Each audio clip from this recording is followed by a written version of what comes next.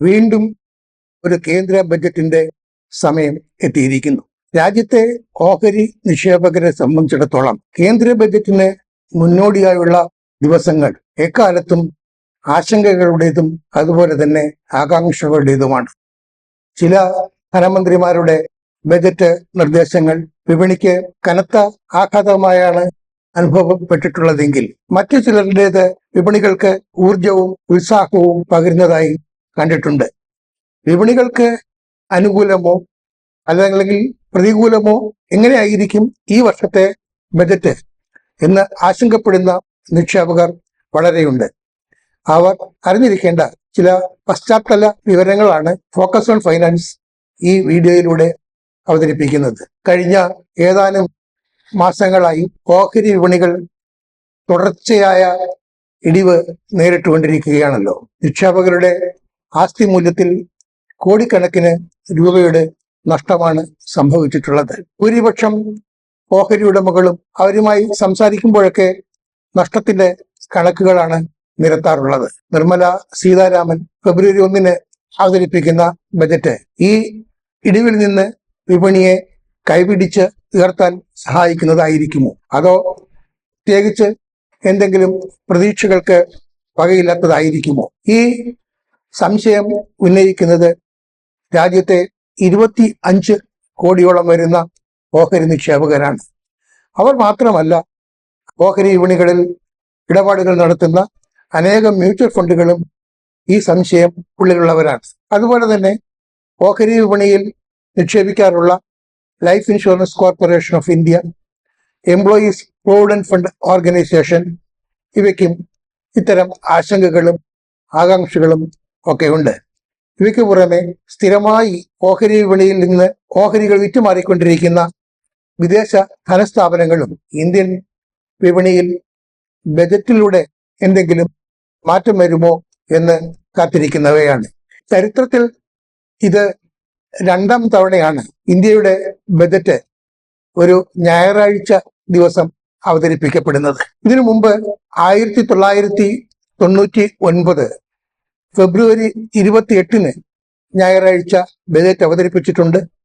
അന്ന് ധനമന്ത്രിയായിരുന്നത് യശ്വന്ത് സിൻഹയാണ്. എന്നാൽ ആ ഞായറാഴ്ച ഓഹരി വിപണിക്ക് പ്രവൃത്തി ദിവസമായിരുന്നില്ല, വിപണി അടഞ്ഞുകിടന്നു. ഇത് ചരിത്രത്തിൽ ആദ്യമായി രാജ്യത്തെ ഏറ്റവും പ്രമുഖ എക്സ്ചേഞ്ചുകളായ BSEയും NSEയും ഈ ഫെബ്രുവരി 1 ഞായറാഴ്ചയാണെങ്കിലും പ്രവർത്തനം നടത്തുന്നുണ്ട്. അതായത് അന്ന് പതിവ് പോലുള്ള വ്യാപാരത്തിനുള്ള സമയമുണ്ട്. രാവിലെ 9:15 മുതൽ 3:30 വരെ വ്യാപാരം നടക്കും. ഇതൊരു ചരിത്ര സംഭവമാണ് ഇന്ത്യയിലെ ഓഹരി വിപണിയുടെ ചരിത്രത്തിൽ. ഇതിനു മുമ്പ് ശനിയാഴ്ച ബജറ്റുകൾ അവതരിപ്പിച്ച സന്ദർഭങ്ങൾ ഉണ്ടായിട്ടുണ്ട്. 2015 അതുപോലെ തന്നെ കഴിഞ്ഞ വർഷവും ശനിയാഴ്ച ബജറ്റ് അവതരണം ഉണ്ടായിരുന്നു. 2015 അരുൺ ജെയ്റ്റ്ലിയാണ് ശനിയാഴ്ച ബജറ്റ് അവതരിപ്പിച്ചത്. കഴിഞ്ഞ വർഷം ഇപ്പോഴത്തെ ധനമന്ത്രി നിർമ്മല സീതാരാമന്റേതായിരുന്നു ബജറ്റ്. ആ ശനിയാഴ്ചയും ഓഹരി വിപണി പ്രവർത്തിക്കുകയുണ്ടായി. ഇപ്പോഴത്തെ ബജറ്റിന്റെ ഒരു പ്രത്യേകത എന്ന് പറയുന്നത് സ്വതന്ത്ര ഭാരതത്തിൽ ഇതുവരെ അവതരിപ്പിച്ചിട്ടുള്ള ബജറ്റിൽ ഏറ്റവും പ്രത്യേകതകളുള്ളതായിരിക്കും ഈ വർഷത്തെ ബജറ്റ് എന്നതാണ്. അതിന് കാരണം ഇപ്പോഴത്തെ പല സാഹചര്യങ്ങളുമാണ്. വികസിത് ഭാരത് എന്ന ഉദാത്തമായ ലക്ഷ്യം, അതിലെത്തുന്നതിന് വേണ്ടി രാജ്യത്ത് സർവതോമുഖമായ പ്രവർത്തനങ്ങൾ നടക്കുന്ന സന്ദർഭത്തിലാണ് നിർമ്മല സീതാരാമൻ അവരുടെ 9ാമത്തെ ബജറ്റ് അവതരിപ്പിക്കുന്നത്. ഈ വികസിത് ഭാരത് എന്ന ലക്ഷ്യം നേടുന്നതിനുള്ള പല നിർദ്ദേശങ്ങളും ഈ ബജറ്റിൽ ഉണ്ടാവുമെന്ന് പ്രതീക്ഷിക്കണം. അതുപോലെ തന്നെ മറ്റൊരു വ്യത്യസ്തമായ സാഹചര്യവും ഇപ്പോൾ നിലവിലുണ്ട്. അതായത് ലോക വ്യാപാര അന്തരീക്ഷമാകെ തന്നെ US പ്രസിഡന്റ് ഡൊണാൾഡ് ട്രംപിന്റെ താരിഫ് നയത്തെ തുടർന്ന് താറുമാറായിരിക്കുന്ന സാഹചര്യത്തിൽ അവതരിപ്പിക്കുന്ന ബജറ്റ് കൂടിയാണിത്. അതുകൊണ്ട് ട്രംപിന്റെ താരിഫ് നയം ഉയർത്തുന്ന വെല്ലുവിളികളെ നേരിടാനുള്ള നടപടികളും അല്ലെങ്കിൽ അതിന് സഹായകമായ നടപടികളും ഇത്തവണത്തെ ബജറ്റിൽ ഉണ്ടാകുമെന്ന് തന്നെയാണ് പ്രതീക്ഷിക്കേണ്ടത്. അതുപോലെ തന്നെ ഭൗമരാഷ്ട്രീയ സാഹചര്യങ്ങൾ, അതായത് പല രാജ്യങ്ങളും തമ്മിൽ സംഘർഷം നിലനിൽക്കുകയാണ്. ഈ സംഘർഷത്തിന്റെ കാലാവസ്ഥയിൽ പലപ്പോഴും കയറ്റുമതിക്ക് തടസ്സം നേരിടുന്നുണ്ട്, ഇറക്കുമതിക്ക് തടസ്സം നേരിടുന്നുണ്ട്, മറ്റ് സാമ്പത്തിക ബുദ്ധിമുട്ടുകളൊക്കെ തന്നെ ഉണ്ടാകുന്നുണ്ട്, എണ്ണവിലയിൽ മാറ്റം മറിച്ചിലുകൾ ഉണ്ടാകുന്നുണ്ട്. ഈ സാഹചര്യത്തിൽ അവയൊക്കെ തന്നെ എങ്ങനെ നേരിടാൻ കഴിയും എന്ന് ധനമന്ത്രി ഇത്തവണത്തെ ബജറ്റ് നിർദ്ദേശങ്ങളിലൂടെ മറുപടി നൽകുമെന്നാണ് പ്രതീക്ഷിക്കുന്നത്. 25 വർഷത്തിനിടയിൽ, അതായത് കഴിഞ്ഞ നൂറ്റാണ്ടിനിടയിൽ അവതരിപ്പിക്കപ്പെട്ട ബജറ്റുകളിൽ 15 എണ്ണവും ഓഹരി വിപണിയെ സംബന്ധിച്ചിടത്തോളം നെഗറ്റീവായിരുന്നു എന്ന് പറയാം. ഏറ്റവും മോശമായ ബജറ്റ് ദിനം ആയി ഓഹരി വിപണിക്ക് അനുഭവപ്പെട്ടത് 2009 ബജറ്റ് അവതരിപ്പിക്കപ്പെട്ട ദിവസമാണ്. അന്ന് ഓഹരി വിപണിയിൽ വിലസൂചികകൾ തകർന്നത് ഏതാണ്ട് 6%. കൃത്യമായി പറഞ്ഞാൽ 5.9%. എന്നാൽ ഏതാണ്ട് 10 തവണയും വിപണിയിൽ 4%-ലേറെ മുന്നേറ്റം ഉണ്ടാകുന്നതായും കണ്ടിട്ടുണ്ട്.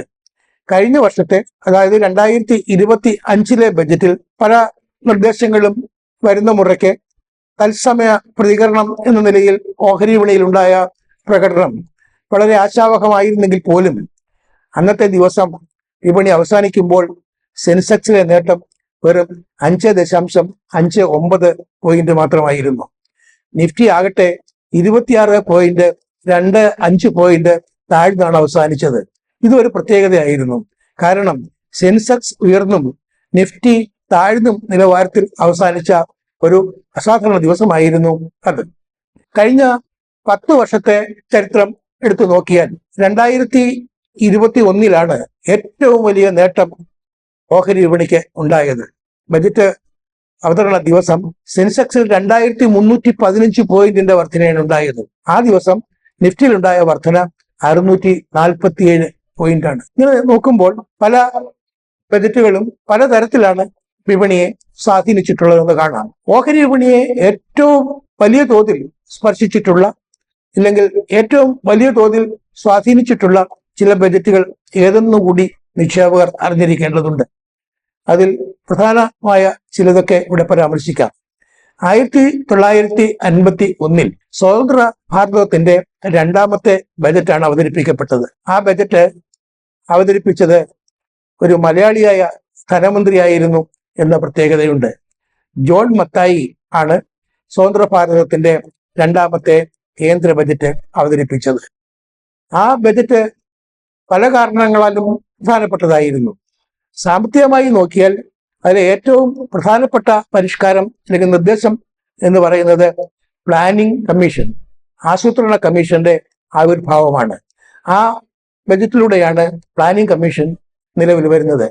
പിൽക്കാലത്ത് ആസൂത്രണ കമ്മീഷന്റെ പ്രവർത്തനം അവസാനിപ്പിക്കുകയും പകരം നീതി ആയോഗ് നിലവിൽ വരികയും ചെയ്തിട്ടുണ്ട് എന്നത് വേറെ കാര്യം. 51 ശേഷം അതേ രീതിയിൽ വലിയ തോതിൽ സ്വാധീനം ചെലുത്തിയ മറ്റൊരു ബജറ്റ് എന്ന് പറയുന്നത് 1986 VP സിംഗ് അവതരിപ്പിച്ച ബജറ്റാണ്. രാജ്യത്തെ ലൈസൻസ് രാജ് നിർത്തലാക്കിയ ബജറ്റാണിത്.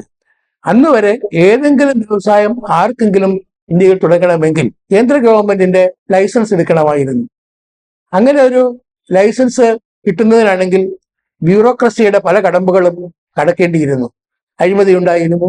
അപ്പോ അങ്ങനെ ഒരു അവസ്ഥ, ലൈസൻസ് രാജ് എന്ന സമ്പ്രദായം തന്നെ പൂർണ്ണമായി അവസാനിപ്പിച്ചത് VP സിംഗിന്റെ ബജറ്റിലൂടെയാണ്. ഇന്ത്യ കണ്ട ഏറ്റവും മികച്ച ബജറ്റ് എന്ന് പറയുന്നത് 1991 ബജറ്റാണ്. അന്ന് ധനമന്ത്രിയായിരുന്ന ഡോക്ടർ മൻമോഹൻ സിംഗ് ആണ് ബജറ്റ് അവതരിപ്പിച്ചത്.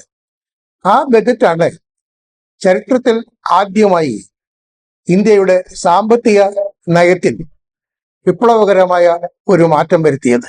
എക്കണോമിക് ലിബറലൈസേഷൻ, അതായത് ഉദാരവൽക്കരണത്തിന് തുടക്കമിട്ടത് ആ ബജറ്റിലൂടെയാണ്. അതോടെ വിദേശ കമ്പനികൾക്ക് ഇന്ത്യയിലേക്ക് പ്രവർത്തനം വ്യാപിപ്പിക്കാനുള്ള വഴി തുറന്നിടുകയാണ് മൻമോഹൻ സിംഗ് ചെയ്തത്. അത് വലിയൊരു മാറ്റമായിരുന്നു.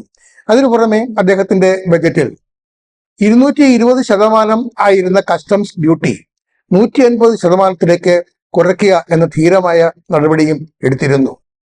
മൻമോഹൻ സിംഗിന്റെ ബജറ്റ് എക്കാലത്തും ചരിത്രത്തിലെ ഏറ്റവും തിളക്കമുള്ള ബജറ്റായി തന്നെ അറിയപ്പെടും. അതിനുശേഷം ഒരു നിർണായകമായ ബജറ്റ് അവതരിപ്പിക്കപ്പെട്ടത് 2000-ലാണ്. 2000 ആണ്ടിൽ അന്ന് ധനമന്ത്രിയായിരുന്ന പി ചിദംബരം അവതരിപ്പിച്ച ഡ്രീം ബജറ്റ് എന്ന് വിശേഷിപ്പിക്കപ്പെട്ട ബജറ്റ് പല കാരണങ്ങളാലും പ്രത്യേകതയുള്ളതായിരുന്നു. പ്രധാനമായും ഇൻകം ടാക്സിന്റെ കാര്യത്തിലും അതുപോലെ തന്നെ കോർപ്പറേറ്റ് ടാക്സിന്റെ കാര്യത്തിലും വലിയ പരിഷ്കാരങ്ങളാണ് ചിദംബരം കൊണ്ടുവന്നത്. അതുകൊണ്ട് തന്നെയാണ് അതിനെ സ്വപ്ന ബജറ്റ് എന്ന് വിശേഷിപ്പിക്കപ്പെട്ടത്. 2017 അരുൺ ജെയ്റ്റ്ലി ധനമന്ത്രിയായിരുന്നപ്പോൾ അവതരിപ്പിച്ച ബജറ്റും വളരെ പ്രധാനപ്പെട്ടതാണ്. കാരണം ആ ബജറ്റിലൂടെയാണ് ഗുഡ്സ് ആൻഡ് സർവീസസ് ടാക്സ് അഥവാ GST എന്ന നികുതി സമ്പ്രദായം ഇന്ത്യയിൽ നിലവിൽ വരുന്നത്. ഇങ്ങനെയൊക്കെ നോക്കുമ്പോൾ ഇങ്ങനെ വളരെ വിപ്ലവകരമായതും അല്ലെങ്കിൽ പുരോഗമനപരമായതും അതുപോലെ വലിയ വലിയ മാറ്റങ്ങൾക്ക് തിരികൊളുത്തിയതുമായ ബജറ്റുകൾ നമ്മൾ കണ്ട പശ്ചാത്തലത്തിൽ നിർമ്മല സീതാരാമൻ ഇതുവരെ അവതരിപ്പിച്ച 8 ബജറ്റുകളിലും അങ്ങനെയുള്ള അത്ഭുതങ്ങളൊന്നും കണ്ടിട്ടില്ല. ഇക്കുറി 9ാമത്തെ ബജറ്റ് അവതരിപ്പിക്കുമ്പോഴെങ്കിലും എന്തെങ്കിലും ഒരു വ്യക്തിമുദ്ര ഉള്ള ഒരു ബജറ്റ് ആയിരിക്കുമെന്ന് ന്യായമായും പ്രതീക്ഷിക്കാം. അതിനവർ തയ്യാറാകുമോ എന്നാണ് അറിയേണ്ടത്. കഴിഞ്ഞ വർഷം നിർമ്മല സീതാരാമൻ അവതരിപ്പിച്ച ബജറ്റ് എന്തൊക്കെ മെച്ചം അതിനുണ്ടായിരുന്നാൽ പോലും ഓഹരി വിപണിയെ തീർത്തും നിരാശപ്പെടുത്തുന്നതായിരുന്നു. കാരണം സെക്യൂരിറ്റീസ് ട്രാൻസാക്ഷൻ ടാക്സ് അഥവാ ഓഹരി ഇടപാട് നികുതി എന്ന് പറയുന്നത് അവസാനിപ്പിക്കേണ്ട കാലമായി എന്ന് നിക്ഷേപകർ എത്രയോ നാളുകളായി പറയുന്നതായിരുന്നു. ആ ആവശ്യം അവർ നിരന്തരമായി ഉന്നയിച്ചിട്ടും അത് തീർത്തും അവഗണിക്കുകയാണ് നിർമ്മല സീതാരാമൻ കഴിഞ്ഞ ബജറ്റിലൂടെ ചെയ്തത്. അതിന് ഇക്കുറി പരിഹാരം ഉണ്ടാകുമെന്ന് പ്രതീക്ഷിക്കാം. സെക്യൂരിറ്റീസ് ട്രാൻസാക്ഷൻ ടാക്സ് അന്യായമാണെന്ന് മാത്രമല്ല അത് യുക്തിസഹമല്ല എന്ന പ്രത്യേകതയുമുണ്ട്. ഇതുകൊണ്ടാണ് ഈ നികുതി പിൻവലിക്കണം എന്ന് നിക്ഷേപകർ ഒന്നടങ്കം ആവശ്യപ്പെടുന്നത്. അതുപോലെ തന്നെ short term capital gains tax, long term capital gains tax എന്നിവ സംബന്ധിച്ച് ഒത്തിരി പരാതികളുണ്ട്. ഈ പരാതികളുടെ അടിസ്ഥാനത്തിൽ ആ ടാക്സുകൾ യുക്തിസഹം ആക്കുന്നതിന് ധനമന്ത്രി കഴിഞ്ഞ തവണ ഒരു ശ്രമവും നടത്തി കണ്ടില്ല. ഇത്തവണയെങ്കിലും അതിനുള്ള ശ്രമം ഉണ്ടാകുമെന്ന് പ്രതീക്ഷിക്കുന്നു. അതുപോലെ തന്നെ എത്രയോ നാളുകളായി വിദേശ ധനസ്ഥാപനങ്ങൾ വിപണിയിലെ വിൽപ്പനക്കാരായി തുടരുകയാണ്. ഇവരുടെ തുടർച്ചയായ വിൽപ്പന മൂലമാണ് രൂപയുടെ നില ഇപ്പോൾ റെക്കോർഡ് നിലവാരത്തിലേക്ക് താഴ്ന്നിരിക്കുന്നത്. അങ്ങനെ രൂപയെ രക്ഷിക്കാൻ വേണ്ടിയും അതുപോലെ തന്നെ വിദേശ നിക്ഷേപം കൂടുതലായി വിപണിയിലേക്ക് എത്തുന്നതിന് വേണ്ടിയും അതിനുള്ള പ്രോത്സാഹന നടപടികൾ തീർച്ചയായും ഉണ്ടാകേണ്ടതാണ്. അത് ഇത്തവണത്തെ ബജറ്റിൽ ഉണ്ടാകുമെന്നാണ് പ്രതീക്ഷിക്കുന്നത്. ഇവയ്ക്കൊക്കെ പുറമെ ഡൊണാൾഡ് ട്രംപിന്റെ ടാരിഫ് നയത്തിന്റെ പശ്ചാത്തലത്തിൽ വ്യാപാര നയത്തിൽ സമഗ്രമായ ഒരു അഴിച്ചുപണി ഇത്തവണത്തെ ബജറ്റിൽ പ്രതീക്ഷിക്കുന്നുണ്ട്. അതുപോലെ തന്നെ ഡിജിറ്റൽ ഇൻഫ്രാസ്ട്രക്ചർ വിപുലവും കൂടുതൽ ശക്തവും ആക്കാനുള്ള നടപടികളും പ്രതീക്ഷിക്കുന്നു.